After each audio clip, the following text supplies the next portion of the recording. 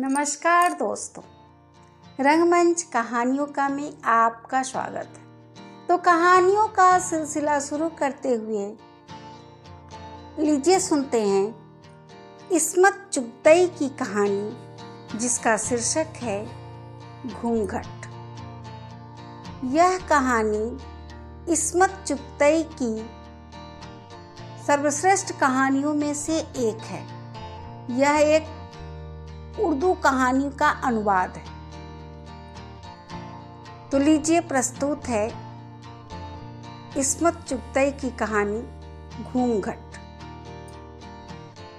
सफेद चांदनी बिछे तख्त पर बगुले के पैरों से ज्यादा सफेद बालों वाली दादी बिल्कुल संगमरमर का भद्दा सा ढेर मालूम होती थी, जैसे उनके जिस्म में खून की एक बूंद ना हो। उनकी हल्की सुरमई आंखों की पुतलियां तक का सफेदी रिंग आई थी, और जब वो अपनी बेनूर आंखें खोलती तो ऐसा मालूम होता सब रोशन बंद है। खिड़कियां दबीज पर्दों के पीछे सामी छिपी बैठी है। उन्हें देखकर आंखें चौंधियाने लगती थी, जैसे इर्द गिर्द पिसी हुई चांदी का गुब्बार मुअल्लक हो, सफेद चिंगारियां सी फूट रही हों। उनके चेहरे पर पाकीज़गी और दोशीज़गी का नूर था। 80 बरस की इस कुंवारी को कभी किसी मर्द ने हाथ नहीं लगाया था। जब वह 13-14 बरस की थी तो बिल्कुल फूलों का गुच्छा लगती थी। कमर से नीचे झूलते हुए सुनहरी बाल और मैदा शहाब रंगत शबाब जमाने की गर्दिश ने चूस लिया। सिर्फ मैदा रह गया है। उनके हुस्न का ऐसा शोहरा था कि अम्मा बाबा की नींदें हराम हो गई थी। डरते थे कहीं उन्हें जिन्नात न उड़ा के ले जाए, क्योंकि वे इस धरती के मखलूक नहीं लगती थी। फिर उनकी मंगनी हमारी अम्मा के मामू से हो गई। जितनी दुल्हन गोरी थी उतने ही दुल्हा मियाँ स्याह भट्ट थे। रंगत को छोड़कर हुस्न मर्दानगी का नमूना थे।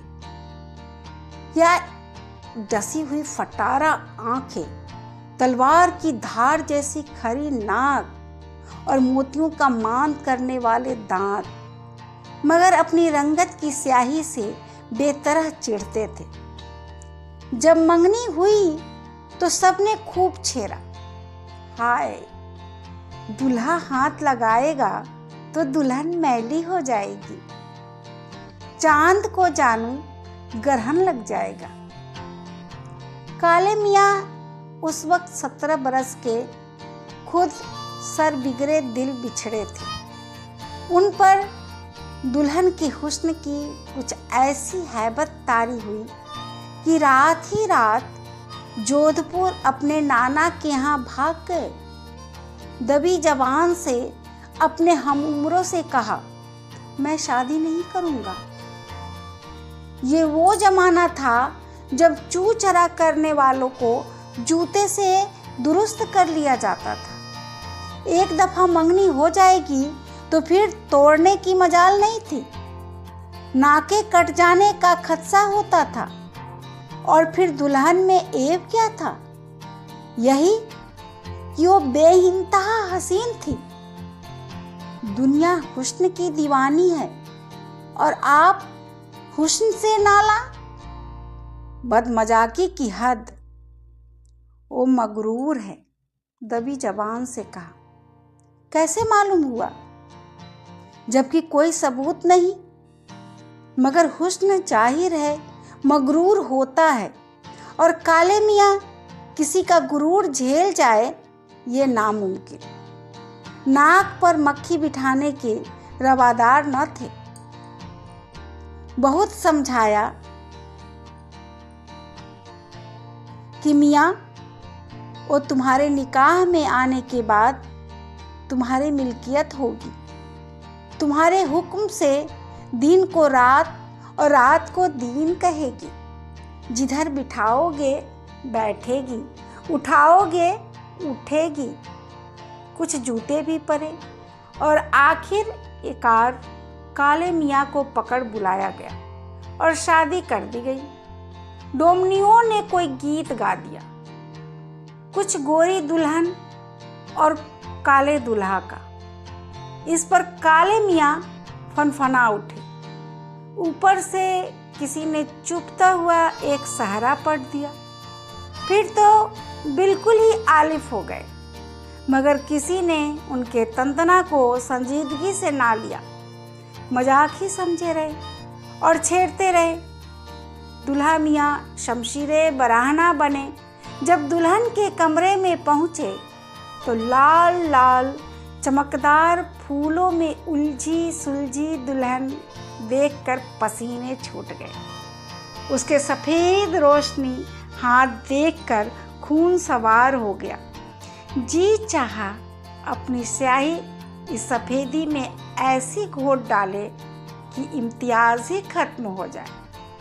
कांपते हाथों से घूंघट उठाने लगे तो दुल्हन बिल्कुल औंधी हो गई। अच्छा, तुम खुद ही घूंघट उठा दो। दुल्हन और नीचे झुक गई। हम कहते हैं घूंघट उठाओ, डपट कर बोले। दुल्हन बिल्कुल सिमट कर गेंद बन गई।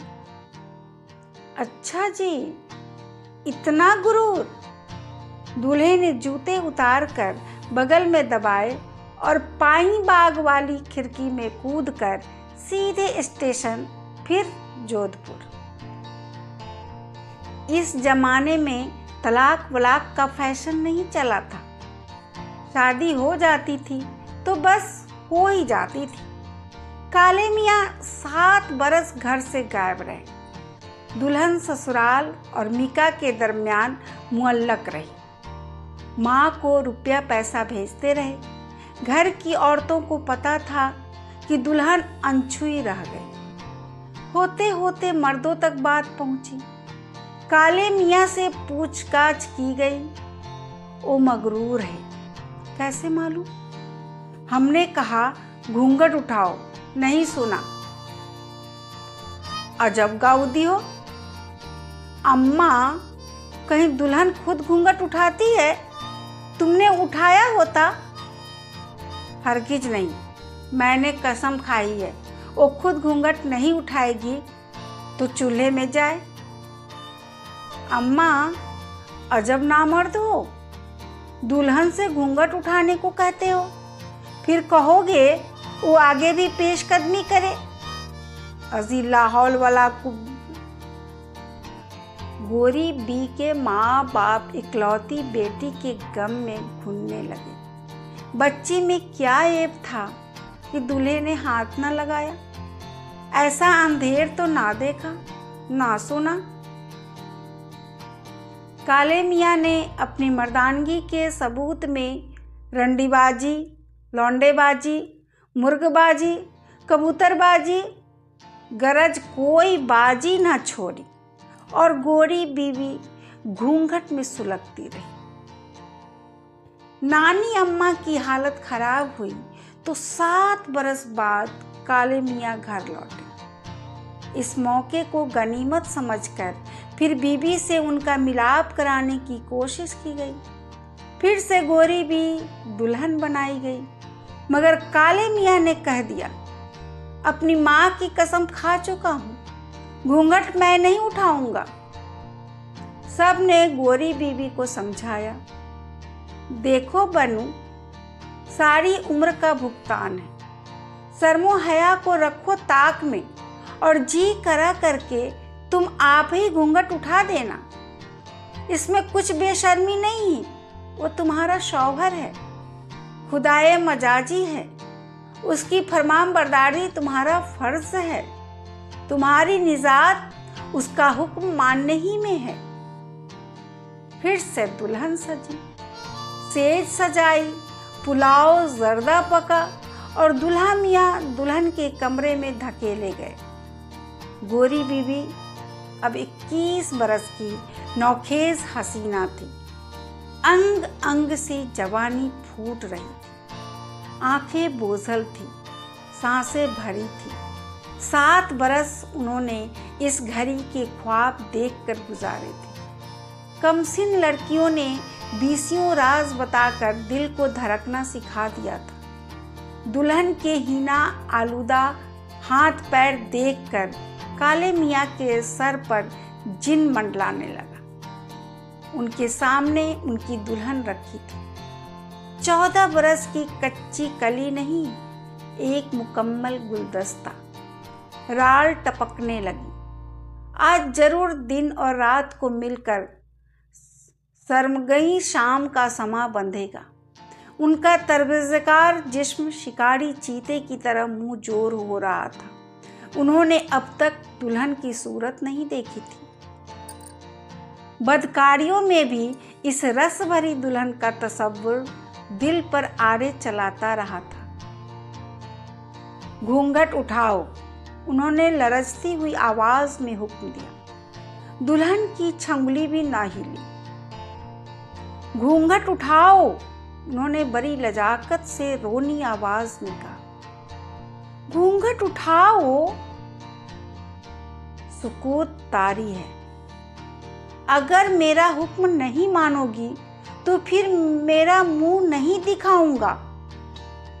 दुल्हन टस से मस ना हुई। काले मियाँ ने घूंसा मारकर खिड़की खोली और पाईबाग में कूद गए। इस रात के गए वो फिर वापस न लौटे।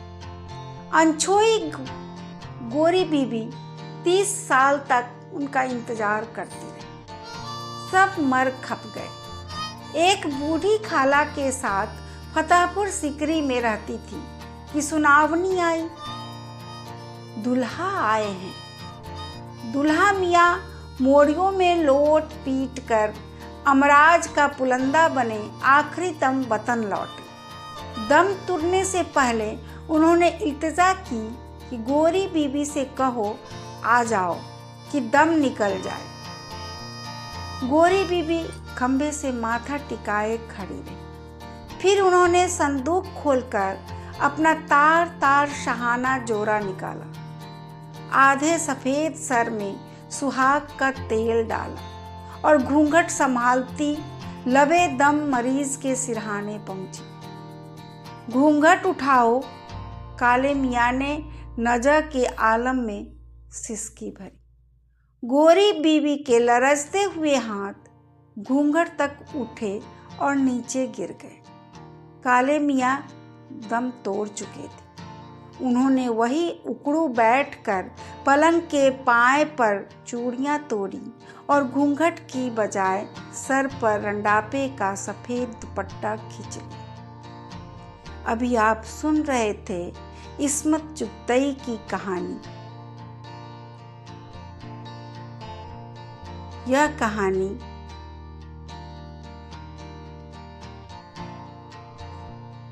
उर्दू कहानी का रूपांतरण है।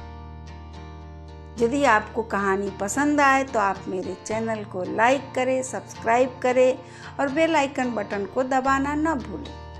सपोर्ट के लिए धन्यवाद।